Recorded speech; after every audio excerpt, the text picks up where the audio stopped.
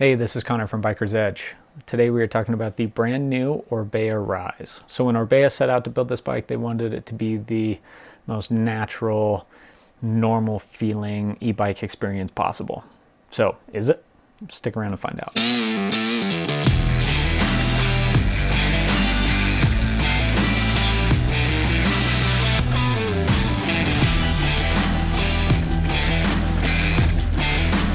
Oh yeah, this is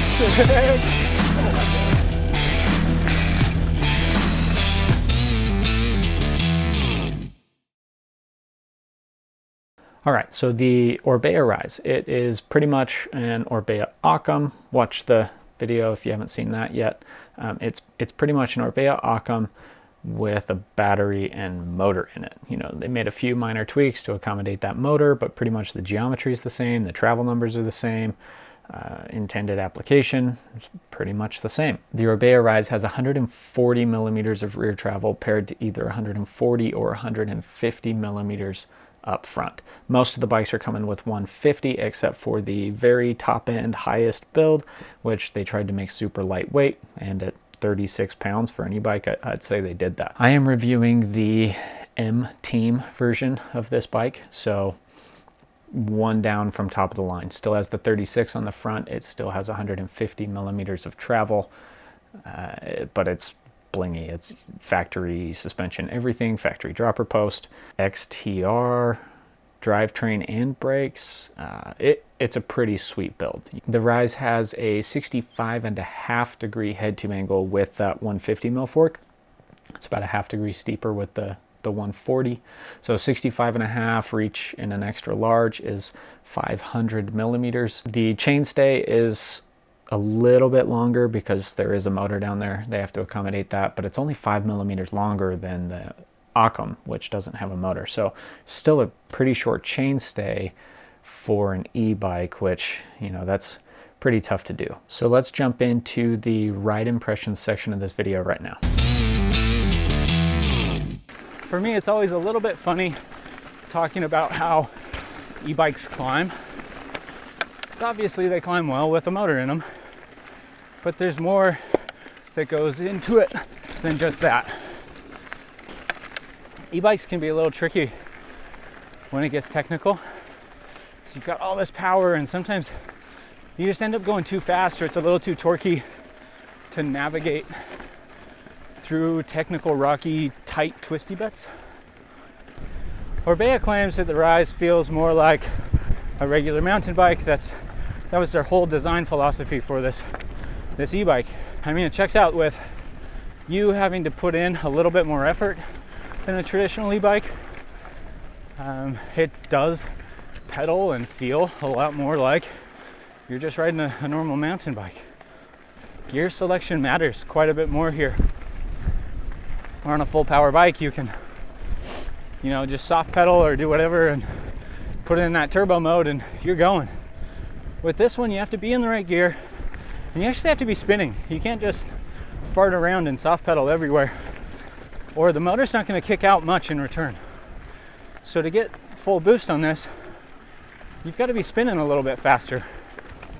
And I've found it's a bit easier if you drop a gear and focus on spinning fast and smooth rather than, trying to push a hard gear and rely on the torque from the motor to help you spin those cranks.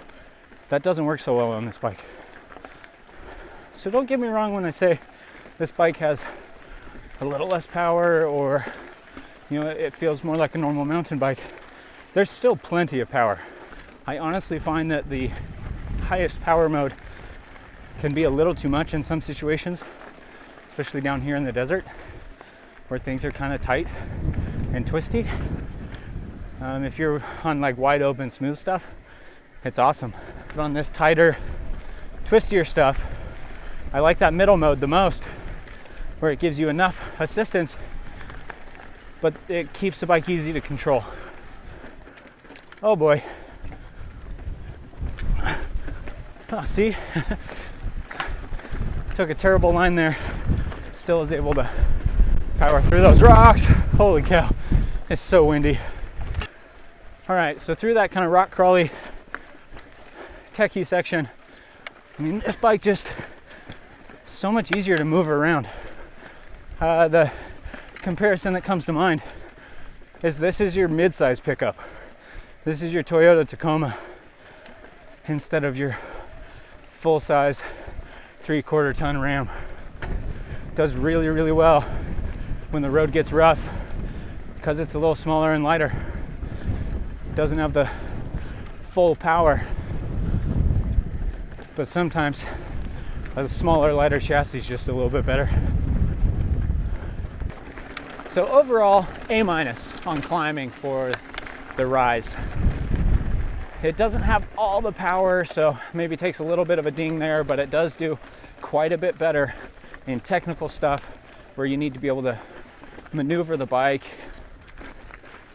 kind of like what I just did there.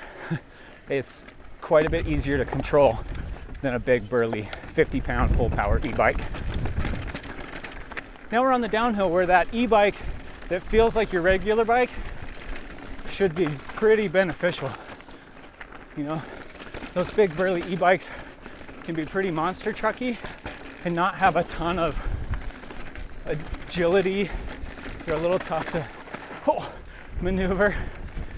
This thing is not that. It's pretty easy to lift up, to bunny hop, kind of pick in and out of rocks and things.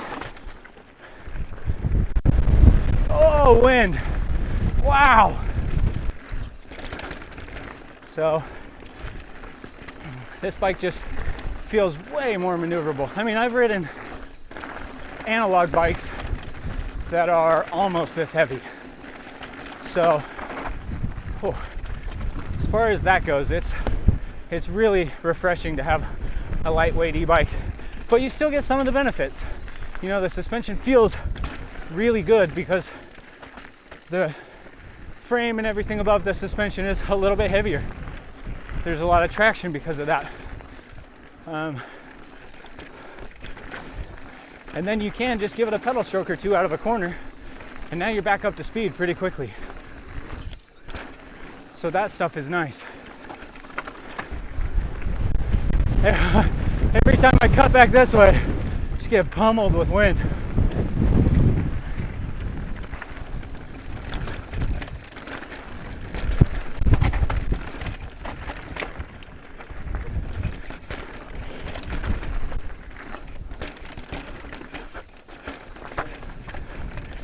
Oh boy.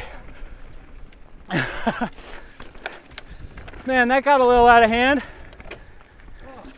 All right, so the suspension on this is pretty closely modeled after the Occam, except, you know, this is a little softer off the top. I'd say a little more progressive, which gives you just generally a better ride quality.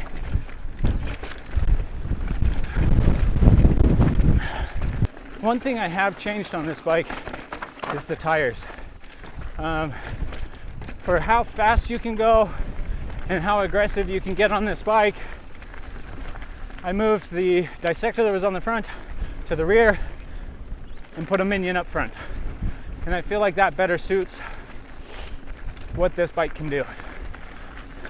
That Recon on the rear, I think, is just a little bit underpowered.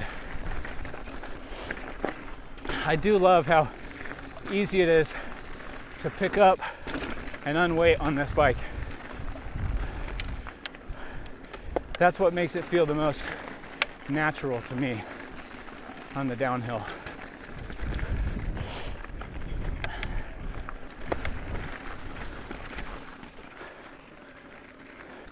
Okay, the next couple hundred yards of trail here are really technical.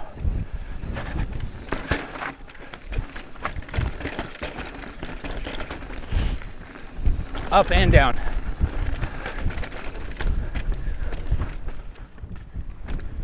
Oh, I must have bumped my power there. I had none. Oh yeah, that's cool. Give it a little gas and let that momentum carry you up and over. That's nice.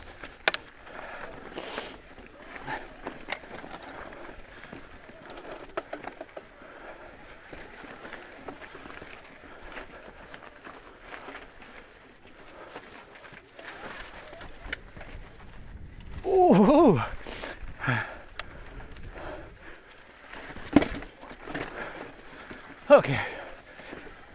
I have a feeling that section would have been super hard on a full-size e-bike. That wind really sucks.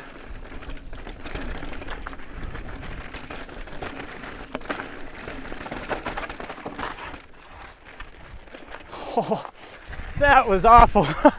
All right, back at it. Magic of editing will make me look better at bikes than I actually am.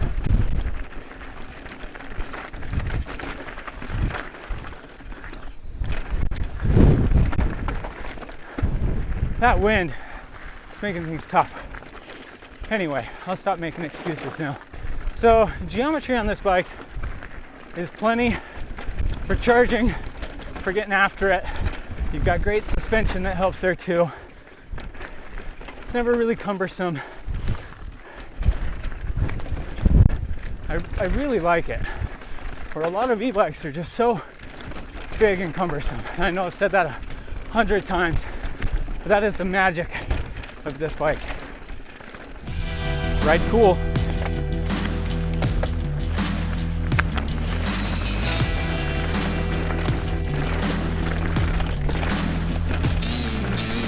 Oh yeah, this is sick. Oh my gosh, this is so fast. Woo-hoo!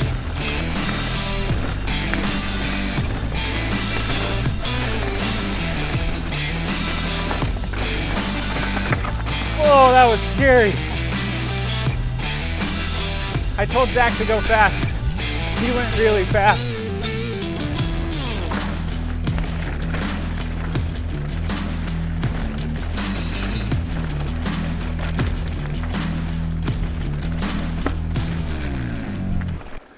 So the descending grade on this, I think he gets an A, especially for the category, 140 mil travel bike. It isn't the burliest or most aggressive descender, but it's enough for probably most people. And then you can do stuff like that on it, where you unweight and jump and get over obstacles that way, which, other e-bikes don't do that.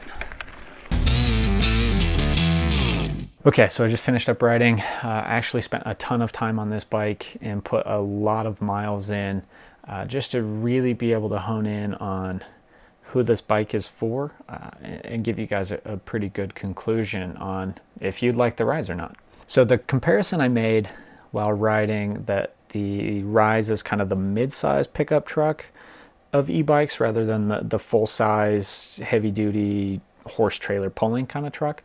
The more I thought about it, the more that made sense. This bike is the Toyota Tacoma versus the 3/4 ton Ram. It doesn't have the towing capacity, it doesn't have the full-on power, but it has the agility, the maneuverability, things like that that actually become really, really important when you're trying to ride this bike everywhere. The Rise is a lot easier to control than a lot of these huge full power e-bikes. It's not as torquey, it's easier to keep the front end down.